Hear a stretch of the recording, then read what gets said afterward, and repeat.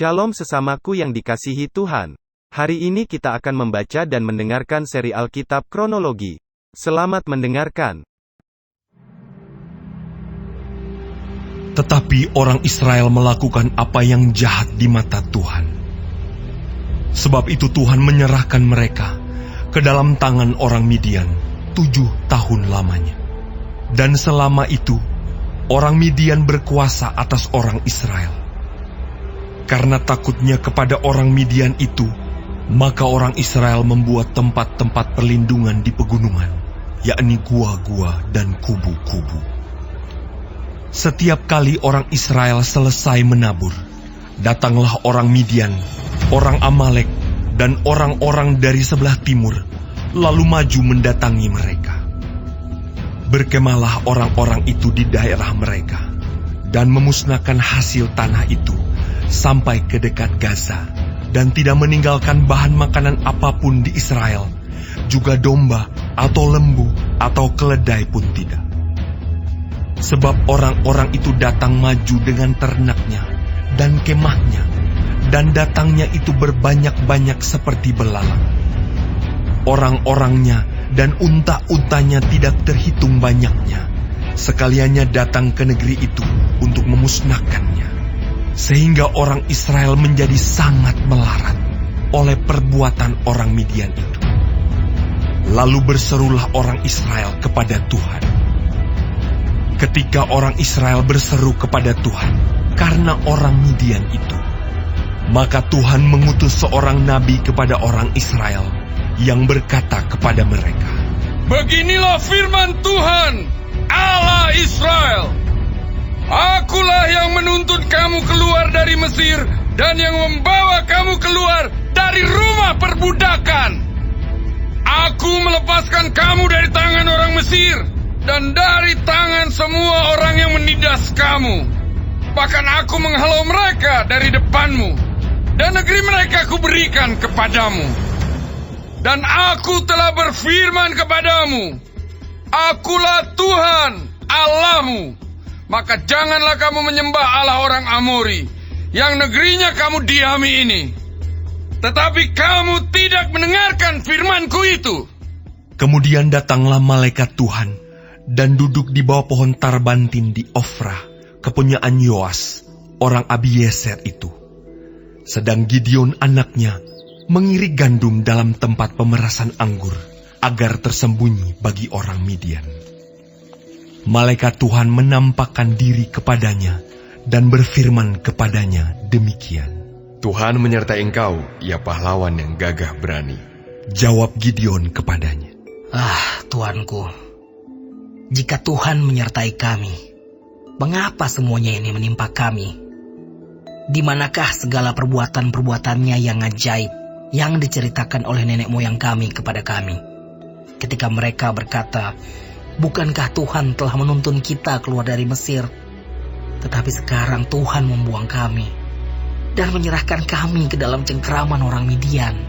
Lalu berpalinglah Tuhan kepadanya dan berfirman, "Pergilah dengan kekuatanmu ini, dan selamatkanlah orang Israel dari cengkraman orang Midian.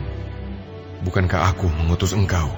Tetapi jawabnya kepadanya, Tuanku, dengan apakah akan kuselamatkan orang Israel? Ketahuilah, kaumku adalah yang paling kecil di antara suku Manasye, dan aku pun seorang yang paling muda di antara kaum keluargaku. Berfirmanlah Tuhan kepadanya, "Tetapi akulah yang menyertai engkau. Sebab itu, engkau akan memukul kalah orang Midian itu sampai habis." Maka jawabnya kepadanya, "Jika sekiranya aku mendapat kasih karunia di matamu, maka berikanlah kepadaku tanda bahwa engkau sendirilah yang berfirman kepadaku. Janganlah kiranya pergi dari sini sampai aku datang kepadamu membawa persembahanku dan meletakkannya di hadapanmu." Firman-Nya, "Aku akan tinggal sampai engkau kembali." Masuklah Gideon ke dalam, lalu mengolah seekor anak kambing dan roti yang tidak beragi dari seefa tepung. Ditaruhnya daging itu ke dalam bakul dan kuahnya ke dalam periuk. Dibawanya itu kepadanya ke bawah pohon tarbantin lalu disuguhkannya. Berfirmanlah malaikat Allah kepadanya, Ambillah daging dan roti yang tidak beragi itu. Letakkanlah ke atas batu ini dan curahkan kuahnya.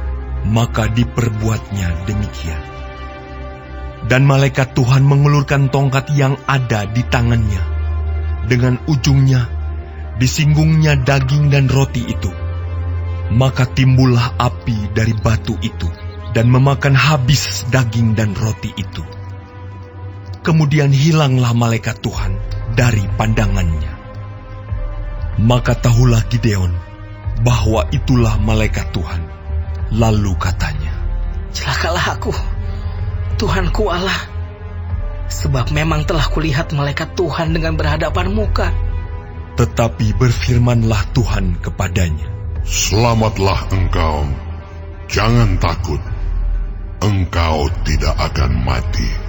Lalu Gideon mendirikan mezbah di sana bagi Tuhan dan menamainya Tuhan itu keselamatan. Mezbah itu masih ada sampai sekarang di Ofra, kota orang Abiezer. Pada malam itu juga Tuhan berfirman kepadanya, Ambillah seekor lembu jantan, kepunyaan ayahmu, yakni lembu jantan yang kedua, berumur 7 tahun. Runtuhkanlah mezbah Baal kepunyaan ayahmu, dan tebanglah tiang berhala yang di dekatnya. Kemudian dirikanlah mezbah bagi Tuhan Allahmu di atas kubu pertahanan ini dengan disusun baik. Lalu ambillah lembu jantan yang kedua, dan persembahkanlah korban bakaran dengan kayu tiang berhala yang akan kau tebang itu. Kemudian Gideon membawa 10 orang hambanya, dan diperbuatnyalah seperti yang difirmankan Tuhan kepadanya. Tetapi karena ia takut kepada kaum keluarganya dan kepada orang-orang kota itu, untuk melakukan hal itu pada waktu siang, maka dilakukannya pada waktu malam. Ketika orang-orang kota itu bangun pagi-pagi, tampaklah telah dirobohkan mezbah Baal itu, telah ditebang tiang berhala yang di dekatnya, dan telah dikorbankan lembu jantan yang kedua di atas mezbah yang didirikan itu. Berkatalah mereka seorang kepada yang lain, Siapakah yang melakukan hal itu? Setelah diperiksa dan ditanya-tanya, maka kata orang, Gideon bin Yoas, dialah yang melakukan hal itu. Sesudah itu, berkatalah orang-orang kota itu kepada Yoas, Bawalah anakmu itu keluar. Dia harus mati, karena ia telah merobohkan mezbah Baal, dan karena ia telah menebang tiang berhala yang di dekatnya. Tetapi jawab Yoas kepada semua orang yang mengerumuninya itu, Kamu mau berjuang membela Baal, atau kamu mau menolong dia? Siapa yang berjuang membela Baal akan dihukum mati sebelum pagi. Jika Baal itu Allah, biarlah ia berjuang membela dirinya sendiri setelah mezbahnya dirobohkan orang. Dan pada hari itu, diberikan oranglah nama Yerubbaal kepada Gideon, karena kata orang, Biarlah Baal berjuang dengan dia setelah dirobohkannya mezbahnya itu. Seluruh orang Midian dan orang Amalek dan orang-orang dari sebelah timur telah berkumpul bersama-sama. Mereka telah menyeberang dan berkemah di lembah Yisrael. Pada waktu itu, Roh Tuhan menguasai Gideon. Ditiupnyalah sangkakala dan orang-orang Abiezer dikerahkan untuk mengikuti dia. Juga dikirimnya pesan kepada seluruh suku Manasye, dan orang-orang ini pun dikerahkan untuk mengikuti dia. Dikirimnya pula pesan kepada suku Asher, Sebulon, dan Naftali, dan orang-orang ini pun maju untuk menggabungkan diri dengan mereka.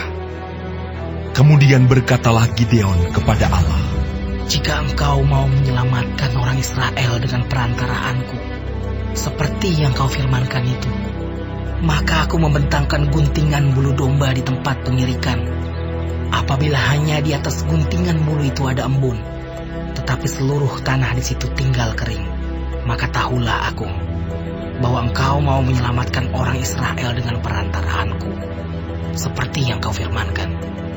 Dan demikianlah terjadi, sebab keesokan harinya, pagi-pagi ia bangun. Dipulasnya guntingan bulu itu, dan diperasnya air embun dari guntingan bulu itu, secawan penuh air. Lalu berkatalah Gideon kepada Allah, "Janganlah kiranya murka-Mu bangkit terhadap aku, apabila aku berkata lagi, sekali ini saja. Biarkanlah aku satu kali lagi saja mengambil percobaan dengan guntingan bulu itu. Sekiranya yang kering hanya guntingan bulu itu, dan di atas seluruh tanah itu ada embun." Dan demikianlah diperbuat Allah pada malam itu, sebab hanya guntingan bulu itu yang kering, dan di atas seluruh tanah itu ada embun.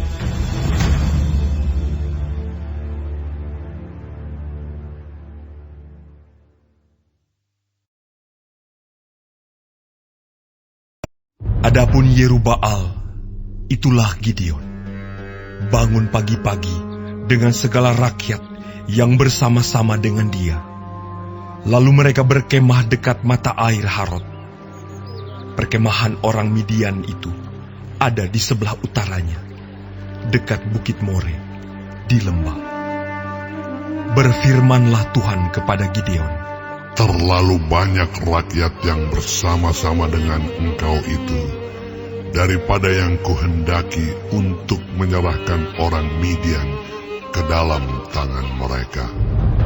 Jangan-jangan orang Israel memegah-megahkan diri terhadap aku sambil berkata, tanganku sendirilah yang menyelamatkan aku. Maka sekarang, serukanlah kepada rakyat itu demikian. Siapa yang takut dan gentar, biarlah ia pulang, enyah dari pegunungan Gilead. Lalu pulanglah 20.000 orang dari rakyat itu, dan tinggallah 10.000 orang. Tetapi Tuhan berfirman kepada Gideon, Masih terlalu banyak rakyat. Suruhlah mereka turun minum air, maka aku akan menyaring mereka bagimu di sana. Siapa yang kufirmankan kepadamu, inilah orang yang akan pergi bersama-sama dengan engkau. Dialah yang akan pergi bersama-sama dengan engkau. Tetapi barang siapa yang kufirmankan kepadamu, inilah orang yang tidak akan pergi bersama-sama dengan engkau. Dialah yang tidak akan pergi. Lalu Gideon menyuruh rakyat itu turun minum air, dan berfirmanlah Tuhan kepadanya, Barang siapa yang menghirup air dengan lidahnya seperti anjing menjilat, haruslah kau kumpulkan tersendiri. Demikian juga semua orang yang berlutut untuk minum. Jumlah orang yang menghirup dengan membawa tangannya ke mulutnya ada 300 orang. Tetapi yang lain dari rakyat itu, semuanya berlutut minum air. Lalu berfirmanlah Tuhan kepada Gideon, Dengan ke-300 orang yang menghirup itu, akan kuselamatkan kamu. Aku akan menyerahkan orang Midian ke dalam tanganmu. Tetapi yang lain dari rakyat itu, semuanya boleh pergi, masing-masing ke tempat kediamannya. Dari rakyat itu, mereka mengambil bekal dan sangkakala. Demikianlah seluruh orang Israel disuruhnya pergi, masing-masing ke kemahnya. Tetapi ke-300 orang itu ditahannya. Adapun perkemahan orang Midian ada di bawahnya, di lembah. Pada malam itu, berfirmanlah Tuhan kepadanya, Bangunlah, turunlah menyerbu perkemahan itu, sebab telah kuserahkan itu ke dalam tanganmu. Tetapi jika engkau takut untuk turun menyerbu, turunlah bersama dengan pura bujangmu. ke perkemahan itu. Maka kau dengarlah apa yang mereka katakan. Kemudian engkau akan mendapat keberanian untuk turun menyerbu perkemahan itu. Lalu turunlah ia bersama dengan Pura, bujangnya itu, sampai kepada penjagaan terdepan laskar di perkemahan itu. Adapun orang Midian dan orang Amalek dan semua orang dari sebelah timur itu bergelimpangan di lembah itu, seperti belalang banyaknya, dan unta mereka tidak terhitung, seperti pasir di tepi laut banyaknya. Ketika Gideon sampai ke situ, kebetulan ada seorang menceritakan mimpinya kepada temannya. Katanya, "Aku bermimpi, tampak sekeping roti jelai terguling masuk ke perkemahan orang Midian. Setelah sampai ke kemah ini, dilanggarnyalah kemah ini, sehingga roboh dan dibongkar bangkirkannya. Demikianlah kemah ini habis runtuh." Lalu temannya menjawab, "Ini tidak lain dari pedang Gideon bin Yoas, orang Israel itu. Allah telah menyerahkan orang Midian dan seluruh perkemahan ini ke dalam tangannya." Segera sesudah Gideon mendengar mimpi itu, diceritakan dengan maknanya, sujudlah ia menyembah. Kemudian pulanglah ia ke perkemahan orang Israel, lalu berkata, "Bangunlah, sebab Tuhan telah menyerahkan perkemahan orang Midian ke dalam tanganmu." Sesudah itu dibaginyalah ke 300 orang itu dalam 3 pasukan, dan ke tangan mereka semuanya diberikannya sangkakala dan buyung kosong dengan suluh di dalam buyung itu. Dan berkatalah ia kepada mereka, "Perhatikanlah aku, dan lakukanlah seperti yang kulakukan. Maka apabila aku sampai ke ujung perkemahan itu, haruslah kamu lakukan seperti yang kulakukan. Apabila aku dan semua orang yang bersama dengan aku meniup sangkakala, maka haruslah kamu juga meniup sangkakala sekeliling seluruh perkemahan itu, dan berseru, 'Demi Tuhan dan demi Gideon.'" Lalu Gideon dan ke-100 orang yang bersama-sama dengan dia sampai ke ujung perkemahan itu pada waktu permulaan giliran jaga tengah malam, ketika penjaga-penjaga baru saja ditempatkan. Lalu mereka meniup sangkakala sambil memecahkan buyung yang di tangan mereka.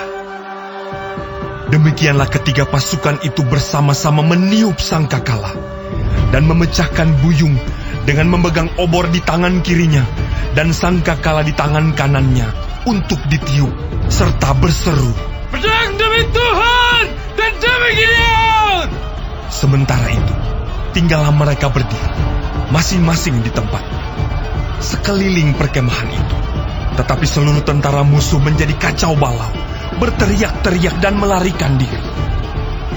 Sedang ke-300 orang itu meniup sangkakala. Maka di perkemahan itu Tuhan membuat pedang yang seorang diarahkan kepada yang lain. Lalu larilah tentara itu sampai ke Betsita, ke arah Serera, sampai ke pinggir Abel Mehola, dekat Tabat.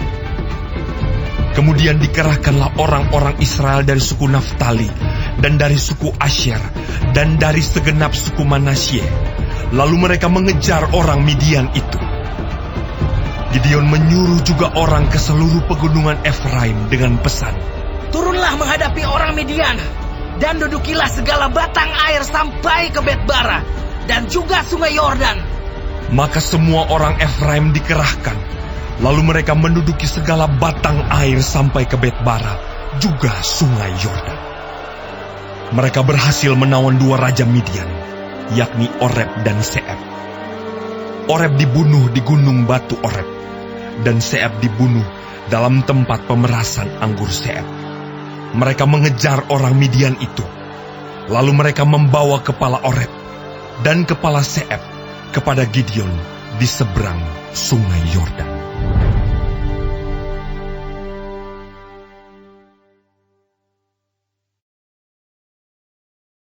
Hari ini kita telah mendengarkan seri Alkitab Kronologi. Tuhan Yesus memberkati.